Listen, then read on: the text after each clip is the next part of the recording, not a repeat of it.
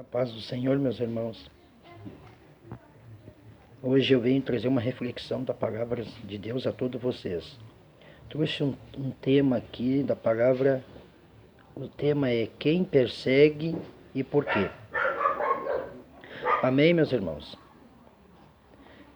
Primeira pergunta que eu vou fazer para a palavra de Deus: por que Jesus não guardara o sábado de conformidade com as ideias dos judeus?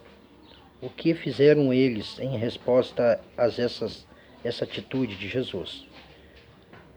Na palavra de Deus diz que se encontra em João 5,16, diz: por esta causa os judeus perseguiam a Jesus e procuravam matá-lo, porque ele fazia estas coisas no sábado.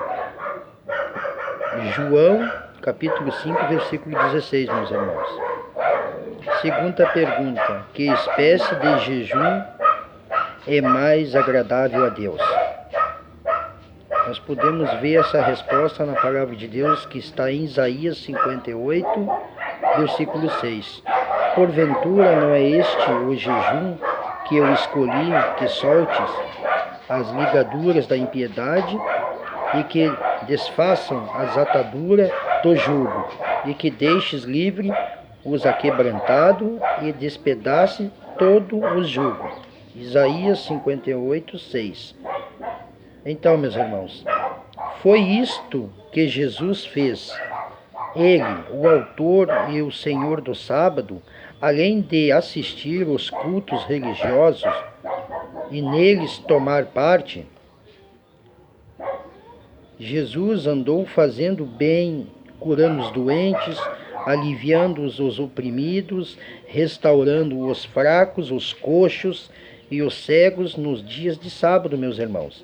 Mas isto, se bem que em perfeita conformidade com a lei de Deus, meus irmãos, e a grande lei de amor, era o contrário das tradições e ideias pervertidas dos judeus no tocante ao sábado. Daí o terem o perseguido e procurado matar Jesus. Terceira pergunta, meus irmãos: por que matou Caim Abel, o seu irmão? Na palavra de João 3, no capítulo 3, versículo 11 ao 12, nós podemos ver que está escrito dessa seguinte forma: porque esta é a mensagem que ouviste desde o princípio, que nós amemos uns aos outros, não como Caim, que era do maligno e matou o seu irmão. E por que causa o matou? Porque as suas obras eram más e as de seu irmão eram justas. O seguinte contrário deste passo por sacerdote católico de Nova Zelândia é bem feito se lesseis a palavra de Deus e veríeis que desde o princípio todas as pessoas boas elas foram perseguidas por haverem sido boas. Abel foi morto por seu irmão porque era bom, e Caim não podia suportar a sua presença. Irmãos, quarta pergunta: comentando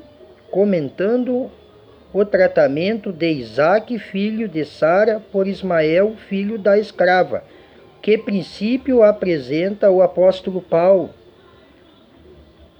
Mas como então aquele que era gerado segundo a carne perseguia o que era segundo ao Espírito, assim é também agora, no livro de Gálatas 4, versículo 29.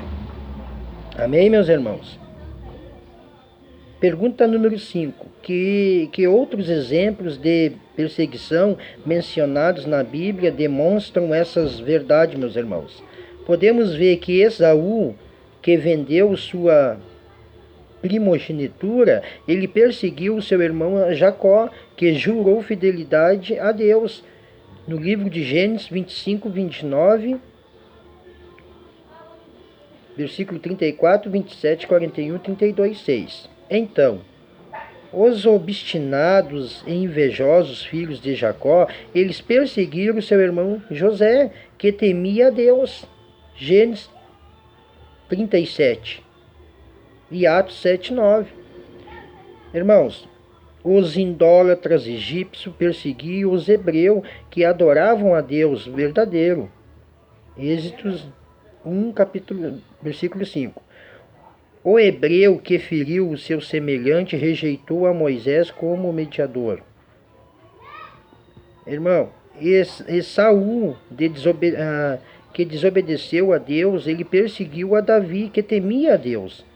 Samuel 15, 19 e 24. Irmão, Israel, apostatado, perseguiu a Elias e Jeremias, que eram profetas de Deus. Podemos também pegar Nabucodonosor, enquanto foi idólatra, ele perseguiu os 3 hebreus cativos por sua recusa de o adorarem os seus ídolos. Daniel 3. Os invejosos idólatras, príncipes no reinado de Dario, perseguiram Daniel por orar a Deus do céu. Os assassinos de Cristo perseguiram os apóstolos por ensinarem estas doutrinas de Cristo. Atos 4:5. Paulo, antes de ser convertido, ele perseguiu a igreja de Deus, como fala na palavra. Então, a história de todas as perseguições religiosas desde os tempos bíblicos não passam de uma repetição da mesma história, meus irmãos. Os ímpios perseguem os justos, e assim será até que termine a luta entre o bem e o mal. Amém, meus irmãos? Então, 6ª pergunta.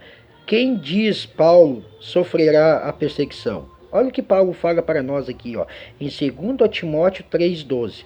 E também todos os que piamente querem viver em Cristo Jesus, eles padecerão perseguições, ou seja, sofrerão perseguições. Irmãos, pergunta número 7. O que é preciso para a perseguição religiosa ampla?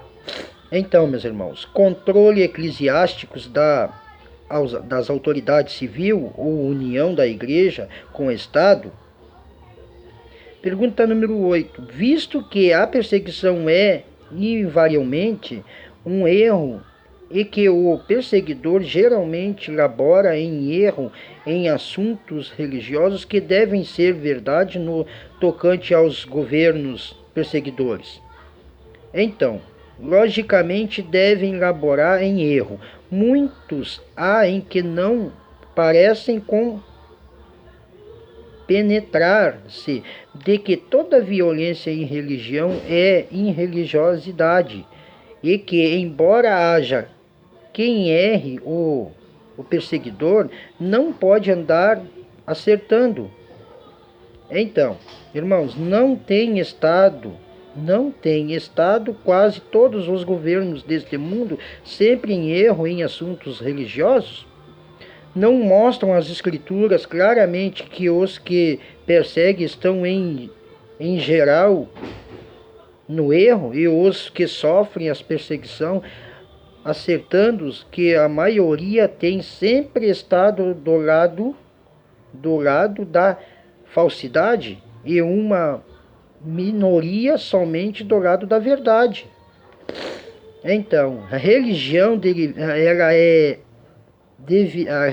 deveria ter trazido paz à terra, em boa vontade para com os homens, e quem quer que se incline para o ódio, a perseguição, embora certo quanto à letra, deve estar inteiramente errado em espírito. Conclusão: Deus nunca força a vontade nem a consciência, meus irmãos, mas com o fito de levar os homens ao pecado, Satanás recorre à força para realizar o seu propósito, age através dos dirigentes religiosos e seculares, influenciados-os para criarem, imporem leis humanas em oposição à lei de Deus. Amém, meus irmãos? Então, 9ª pergunta. influenciados porque terrível engano disse Cristo, que os homens perseguiriam seus semelhantes. Tenho-vos dito estas coisas